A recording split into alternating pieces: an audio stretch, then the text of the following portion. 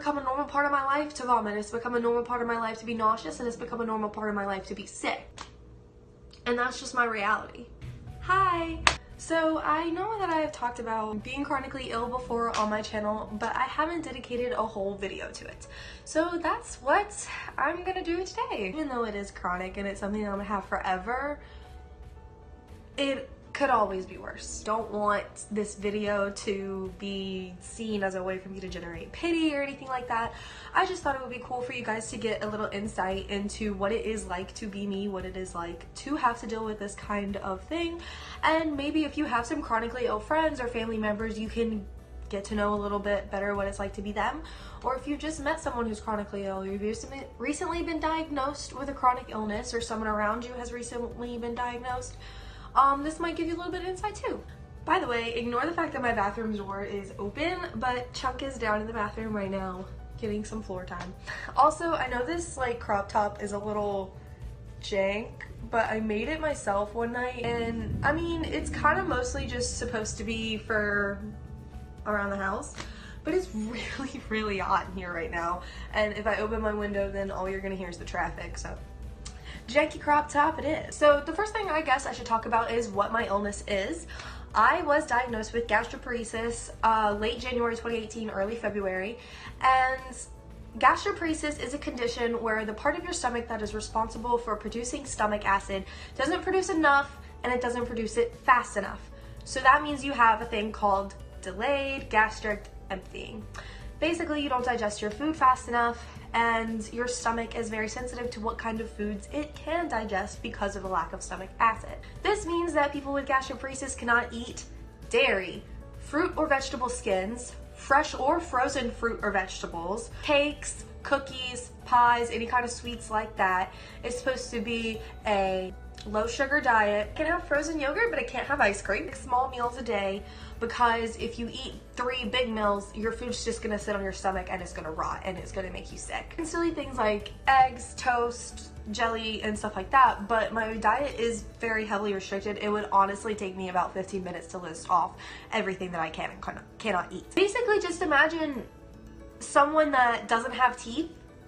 That's kind of what I eat, because all of my food has to be so soft because my stomach can't really digest. So to get around not being able to eat fruit and vegetable skins, my grandma pureed corn for me and pureed peas, and I literally eat pureed peas and corn. It's like baby food. I mean, it tastes good because my grandma made it. I can't have red meat or anything like that. I can only have lean meats like chicken, fish, turkey, deer meat, that kind of thing. It makes eating out very hard, especially since I'm not even allowed to have fried foods, so no fair food, no fast food, even though I had Wendy's today, but we're not going to talk about that. If you're like me with gastroparesis, you don't get hungry a lot. Gastroparesis curbs your appetite quite a bit, and you just don't eat. I guess I should tell you how they found out that I have GP. When I went to the doctor, at first they thought it could be a bunch of different things, so they sent me to a GI doctor, which is a specialist in your digestive system, and he basically, from the first appointment, told me that it sounded like I had made up an eating disorder in my head, like that my depression and anxiety had caused me to develop an eating disorder, which didn't really make any sense to me, considering that even when I wanted to eat, I couldn't, because the smell of food, the look of food, the taste of food made me sick. So he thought it was all in my head. He did schedule some tests. I had an ultrasound done, blood work run, and a thing called a gastric emptying test, which is basically where they give you eggs and they have this crushed up pill in it that makes your stomach glow on the screen so they can see it through the x-ray thing. And you eat eggs and like a piece of toast and drink some water, and then they take a picture of your stomach every hour for 4 hours. Now, it's supposed to take 4 hours for you to completely digest that food. If you hit the 90 percentile mark, that is, if your food was 90% digested when they took a picture, you were free to leave before the 4 hours was up. I was the first person to get there for the test, and I was the last person to leave. At hour 3, when they took my picture, my stomach had only digested the food 50%. And when they took the last picture, again, at the 4th hour, I still hadn't hit the 90th percentile. So that pretty much confirmed it. This is my pill planner. Yes, I am 18 years old and I have a pill planner. When I went to go buy this pill planner, I felt like old.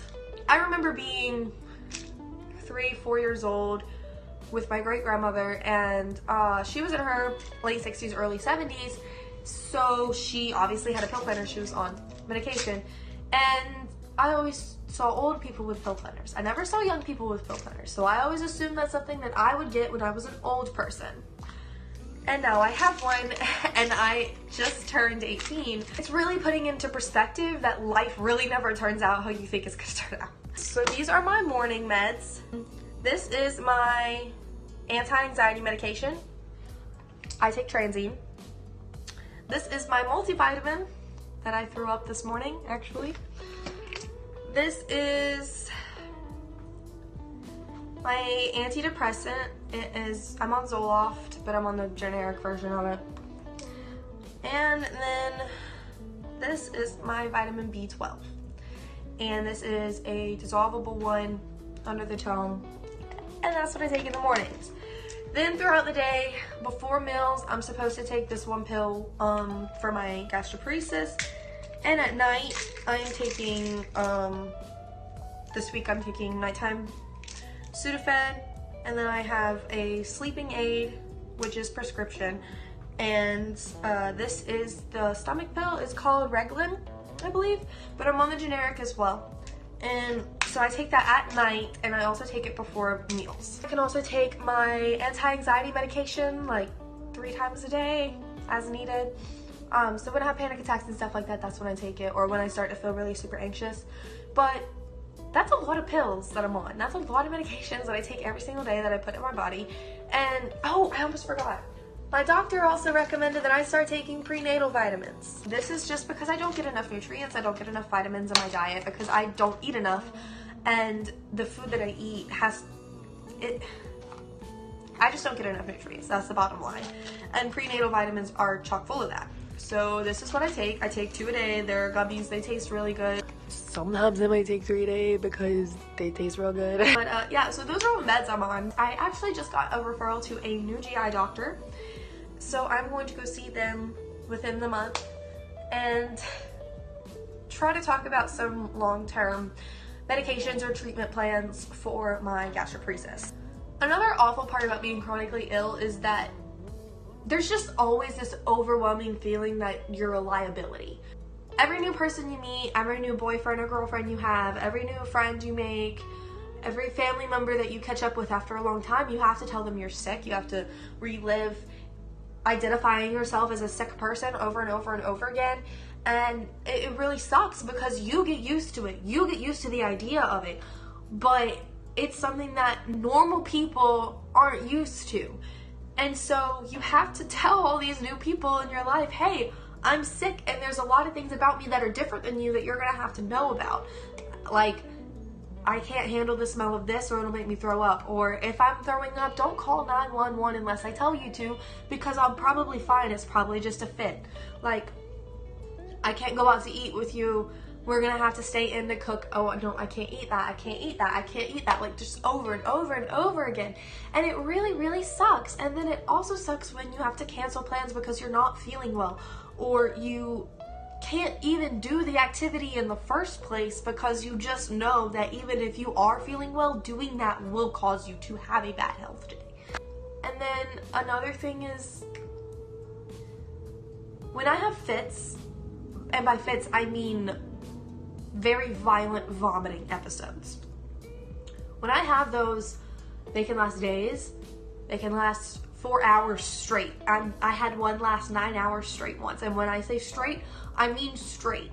I mean I might get a minute max in between, like, heaving cycles to breathe before I'm back at it again.